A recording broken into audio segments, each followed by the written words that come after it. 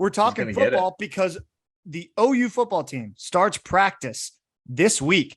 They officially take the field on Saturday, I believe, but Thursday is the first day of meetings. So while you're listening to this, the boys are talking shop. They're watching film, doing everything they need to do to get ready for that first game of the season. We had OU Media Day on Tuesday.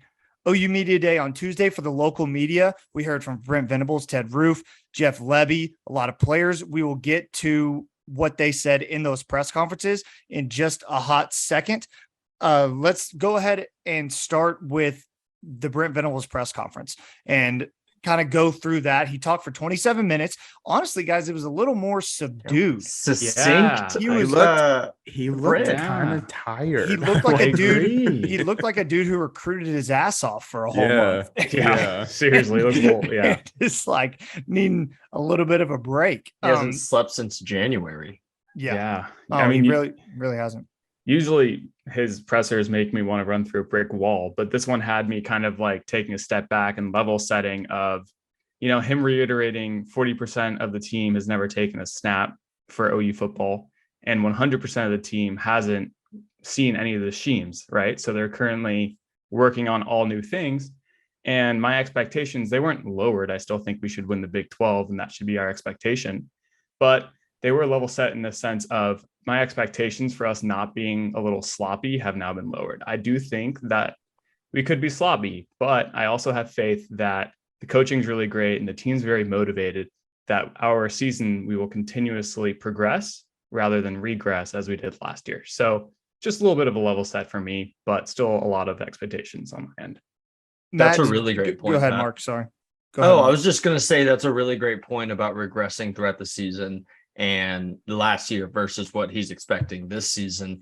And the game that sticks out to me when you say that is Nebraska, because that's our first away game. And that's an atmosphere unlike any we're going to play in the rest of the season. Are the guys going to be ready right at the snap to play in that kind of an environment? You hope that they are. The coaching is there for them to, but you don't know until you get hit in the mouth. And that'll be something that's interesting to see. Sort of an aside from the press conference, but just wanted to touch on it. Matt, did anything stick out to you from that press conference at all? I think it's just more now we're focusing on the present, right? We've pretty much all July, we were talking about 2023 and obviously all the great recruiting that BV has done. Obviously, you can tell he's pretty tired from all the hard work that he's put in, but it's definitely showed out. But now he's talking about this year's team. What, 118? Is that the team number? 128? Whatever it is. But he's got to focus on this year's team, and that's what I think he's really getting after, especially with, like Patrick said, a lot of these guys have never played a snap before. We got a lot of transfers from other schools, a whole new coaching system. I mean, everything is just brand new to all these players, even who have already been there. Right. So I think it's good to get focused back on this year's team, even though we've had so much excitement in July. We still have some great news coming up with some commits possibly coming in the future. But this is really the main focus on this year's team and what we have to deal with now. Ryan, anything? Yeah, I mean, everything that everyone has said is spot on. I think the biggest takeaway for me and like this whole experience, I know we're going to talk about recruiting, but just like the past 6 months, this man has been able to completely change a culture. And I have worked in really large corporations before, and it is very difficult to change a culture, let alone change it in 6 months. And I know he's brought in like a new defensive coaching team and everything like that. And the coaches that remained were really on board with this, and he's been here before. But I still think that is just an incredible achievement, that even if we do get to the field and we aren't as good as we fully expect, which I'm now team win the Big 12. But I think that is awesome and something that's going to affect our program for a very, very long time. What I found interesting was he was asked about Schmitty and how the summer workouts went. And of course, you're going to say everybody got bigger, stronger, faster, because they did. If you look at the metrics, I guarantee you when the rosters come out and we compare these guys' weights from their spring to like what they are probably going into fall camp, some guys are going to be bigger, stronger, and faster, probably most of them. What I found interesting was is Brent said that Schmitty is the same guy that he's always been from when he was there in 99 to now. And that's something that's great, because when you're trying to build a culture like Brent is, you need guys who aren't going to change with the times. You need guys who are going to be your rudder and be right there where you always need them to be. And your strength and conditioning coach needs to be one of those guys. He needs to be the guy who's not going to change. Let you and your coaching staff be the change when you need to, but some things can't change. And I think Schmitty's one of those things that can't change. So I thought that was interesting as well. Also, something I wanted to add, I heard a quote from Brent that I didn't know if you guys caught. He said, quote, "We'll be where we want to be when it's all said and done, but they need to be able to develop those habits now, whenever we bring in our freshman class and years on down the road at developing a program, continuity, and a system to be able to hold the bar very high so that the standards are high for these kids from here on out and they understand what's expected of them." That was a great quote. You know, when he said that, not at his press conference, he said it in 1999 because they posted something on ESPN Plus. Now with the new deal, the old interview from Brent Venables in 1999, he's the same effing That's dude. awesome. He's the same you dude. did this, Mason. Yeah, He's the that's same so dude. cool. Yeah. Yeah, right? Yeah, it's crazy. You Go got check us. it out. You got ESPN us. Plus. Got us. You got us. I'm Good fired Sooner up. content. He was so ready for it. He was I'm just- like, I'm gonna end on this quote, blow people's minds. That's right. He's the same dude. He was 28 years old back then. He's however old he is now. Hey, He's the same guy. and then we won a championship the next year after that, correct? Might have. Yeah, we did. Correct. So, Correct. His being 28 in that video and my being 27 and me is a tough look for me. You know, he's just like authoritative. He's the same guy. I mean, he's not. You can, if you read up on it, he changed a lot at Clemson, right? But Yeah. the way he comes across is just the same kind of power, the same kind of passion. I really enjoyed, there was a quote, and I'm not even going to try to get the exact quote, but how they spent their time over the summer. You know, they get 8 hours a week with the guys over the summer. And he said it was all fundamentals, all just teaching them, hey, here's how we want you to play linebacker. Hey, here's how we want you to play defensive tackle, defensive end, corner. You need that because now they're going to show up ready to put pads to pads and not be thinking the way that they would before. It's exciting to see. Let's move on to what Jeff Lebby had to say. Offensive coordinator Jeff Lebby took the podium shortly after Brent did, and Jeff had some interesting things to say about the offense. One thing that kind of stood out to me, Eric Gray's the guy in the backfield. He's going to be the guy. And he also mentioned Marcus Major To start the season. But he mentioned Marcus Major by name as well as another guy who's going to get a lot of carries. So that's always good to hear. I'm a big Marcus Major fan, and I very much believe in Marcus Major. I think he's very, very talented and needs to get the ball more.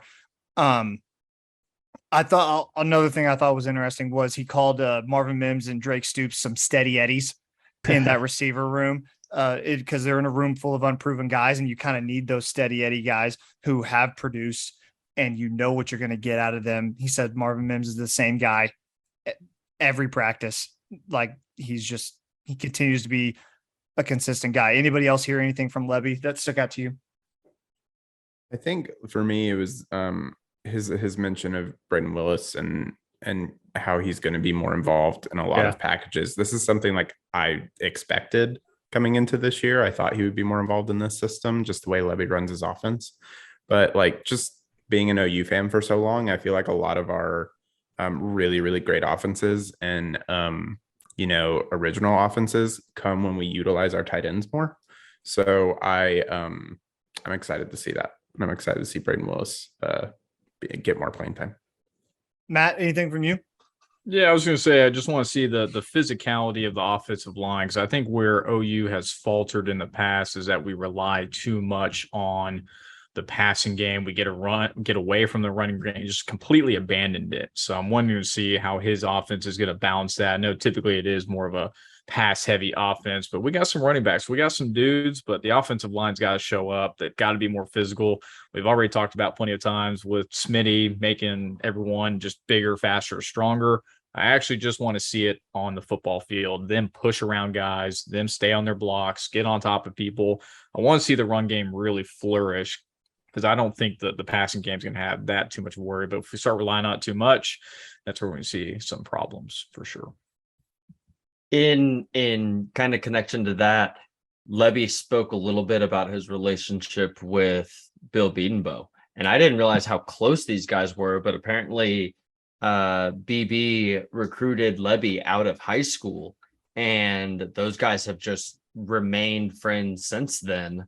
And you gotta think whatever Bedenbaugh wants to do to coach them up, Levy's going to be on board with, right? They're working in lockstep to get these guys up to speed to run the offense the right kind of way, and they're going to be built to do it too. I really think we're going to see a different kind of at least effort up front every single play than we have in years past, because if you don't, you're not going to play.